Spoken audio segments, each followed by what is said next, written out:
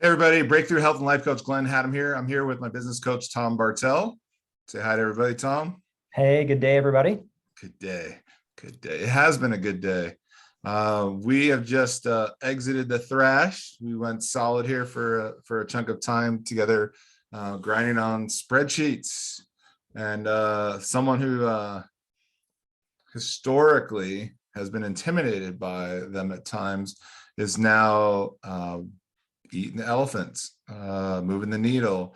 I feel very empowered, not just with your support, but also what we're starting to grow in terms of like monies in relationship to reality, monies in relationship to, the forecast of these optimistic goals, which all feel very doable, along with like, when are these monies considered in play and how they're being utilized for expenses going out and other things we're saving for and other exciting projects that are all on, I always use the term conveyor belt, are all like riding up close to like, do we have the money for this now?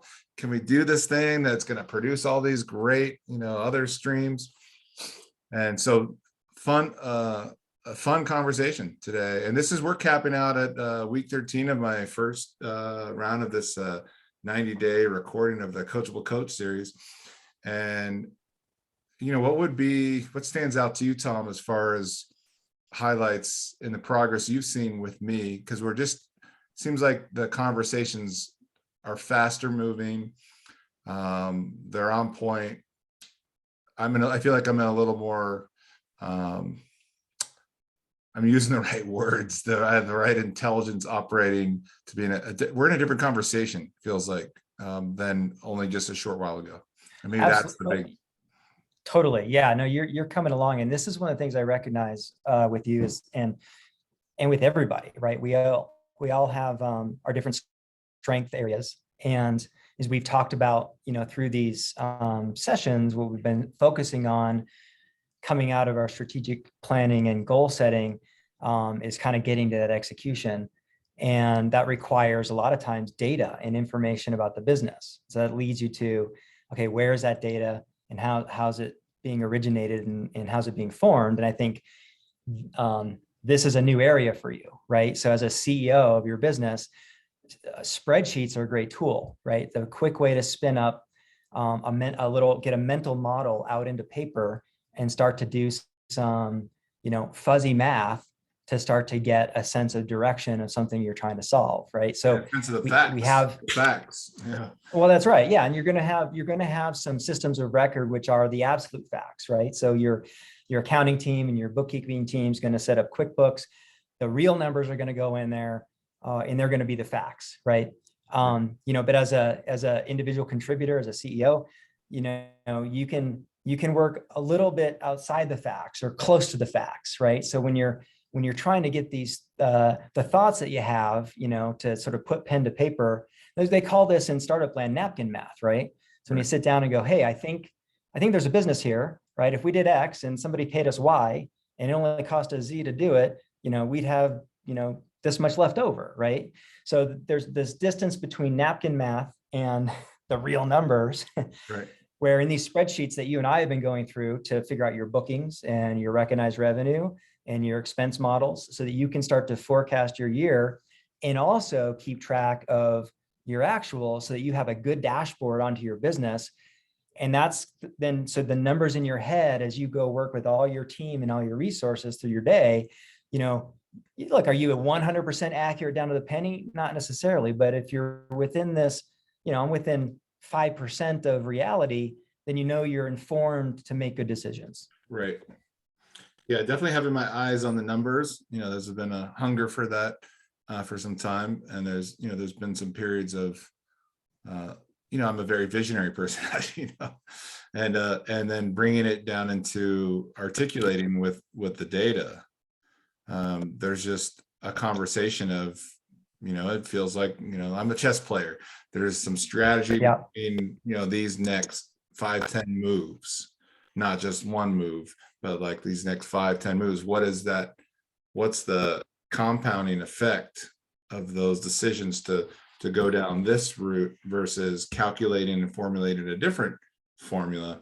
So we've had to thrash quite a bit on trying to figure out what are we trying to, as just like with working out, if you're not measuring it, how do you improve on it? How do you know what you're Right. doing? Yeah. Well, So and you're right. What pops out for me is your mindset and your core, which is very visionary, and it's very value proposition focused for, who you're trying to serve. And as we've experienced through this, where, I see that coming out with the like, oh, that's great. Can we do this? What can we do that? Can we do this? Like we can, but let's nail this down and then move on to that. It's like if we were in the gym, which we have been, and you training me, you throw me on the leg machine and I move let's go do that machine. Oh, wait, let's go do that. Like, no, let's sit here and finish the reps and then we'll go to that machine, so, but that spirit of learning and, and doing more, like, is always coming out, which is awesome to see. Yeah, no, I appreciate that feedback. Yeah. Is there anything else that like about this process for, because I work with a lot of business owners and who are also, they also have incredible families, and they've got the growth and expansion they want to do internally, and then with their business, and then helping grow others, taking the opportunity of being a business owner, and how that affords some luxuries of really growing your people, whether it's in your family or your team. And yeah, I guess the question I have for you is like, what's like that you've witnessed me going through that, and you work with a lot of startup companies and people further along than that, but what's the theme that you've seen with myself that would be helpful for others? And we're all trying to advance, and we're all trying to lay systems and processes behind us that we can trust to make more informed decisions. But maybe there's a piece that that's gray for the business owner that you could speak to. Well, I mean, the thing that jumps out at me is don't be afraid to not know something, or don't be afraid to name what's in the way. You don't be afraid to identify the fear about something. The way that you're going to learn and advance your capability is by identifying those things. So like, myself, I've been in positions as a CEO, where somebody has said, oh, hey, when are we going to do that, 409A? In my head, it's like, I don't know what a 409A is, right? They say, well, I don't know. Well, let me go look into that. And then now you're off on this track to go figure out that financial instrument and reporting, valuation, function, right? So, but it's really letting go of, I guess, I want to say ego, right? And to be confident enough to know that's okay to not know something. You're just going to go figure it out, as opposed to let yourself continue to be blocked by that by trying to posture that like you do, or just not admit it, right? Well, what I'm worried about here is X is going to happen, right? So you've got to get all those things out so that you can parse through them and either go through it or go around, but ultimately get to where you're trying to go. Yeah, I love that. That's what, the spreadsheet for me, it like keeps me honest. So like, okay, this is what it looks like right now. This is how this is the system that we're setting up. There's intelligence behind it. We have to work the system until we need to modify it in such and such way, or switch to a new system. But the whole idea is like being kept honest, being able to articulate, like you said, I don't know how to do everything, but it doesn't mean I can't figure it out. I figured out all these things. So here's just another area that it's a little uncomfortable, a little unknown, unpracticed. Name it and claim it and get after it. The sooner you can run that cycle and get going in that direction. But if you don't deal with that piece, you can really do a lot of missteps. And in your trying to come to informed decisions, like if I was not providing you, like, here's what's going on for me, here's what I'm thinking, here's the story, we would build the wrong models, we would build the wrong formulas that weren't usable in my world. Things would be set up for satisfaction.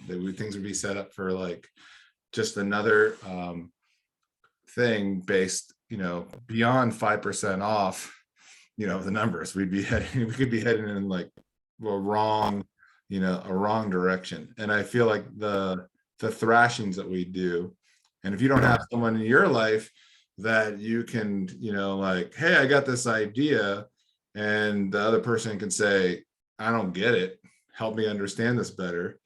And you don't have someone to really work through where you're honestly at, and reveal that discomforting place, and then go, I don't know how to do this, doesn't mean I can't figure this out.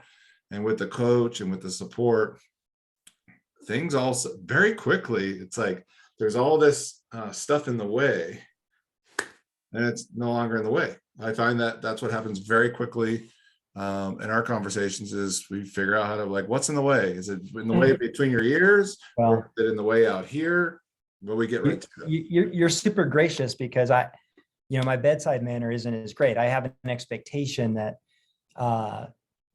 you've disconnected your personal value from the conversation, right? And the ideas, right? But it's honestly, though, it's a little bit of an elevated thing. There's really good training and materials and books on the art of both giving and receiving feedback, as a human element.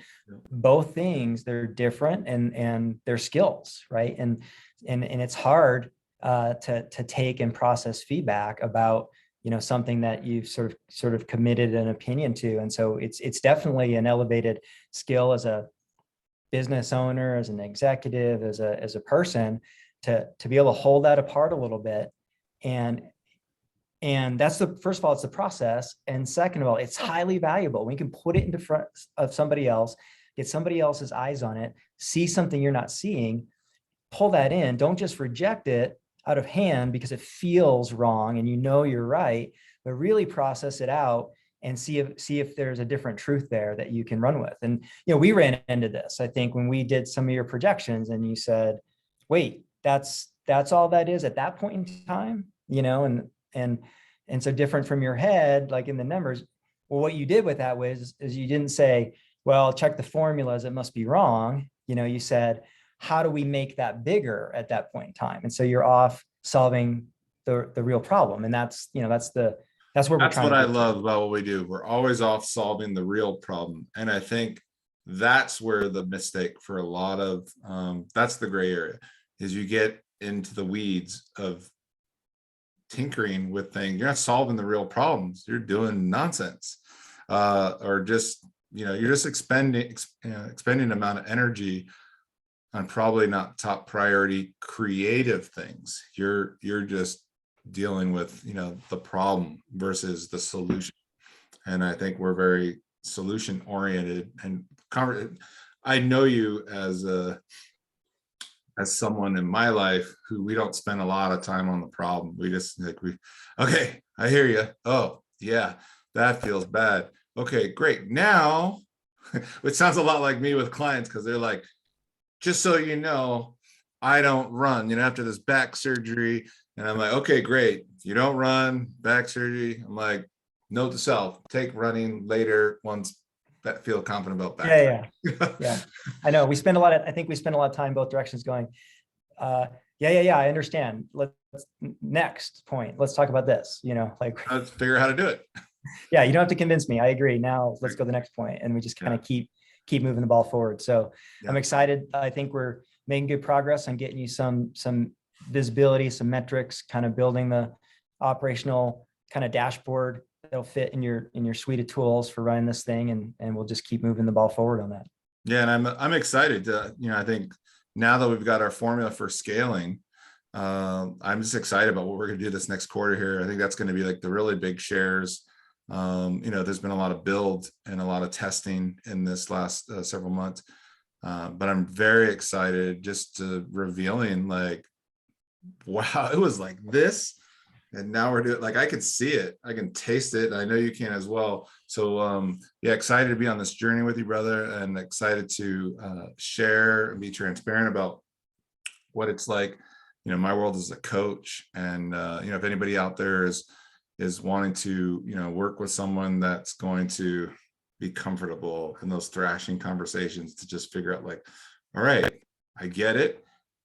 And what's in the way of you creating what you want to create, and let's do it. Let's grab those insights that only you know about your business and about your world, and get you to articulate and communicate that in a way that be most effective. And let's put together a strategy and plan to execute on that, and the systems and process behind that to ensure you're putting your eyeballs and focus and attention on the things that are moving you forward versus distracting you. And that's my jam. I know that's your jam. But I think that's a pretty good place to wrap up for today. And stay tuned. We'll probably be doing some more sharing about this last challenges, because there've been a lot of really great results across the board. But I look forward to more conversations with you, Tom, and the shares will continue to go deeper with our audience. So Yeah, no, always a pleasure. This is going to be fun. So let's keep going. yeah, thank you, Tom. Thank you, everybody, and we'll see you soon.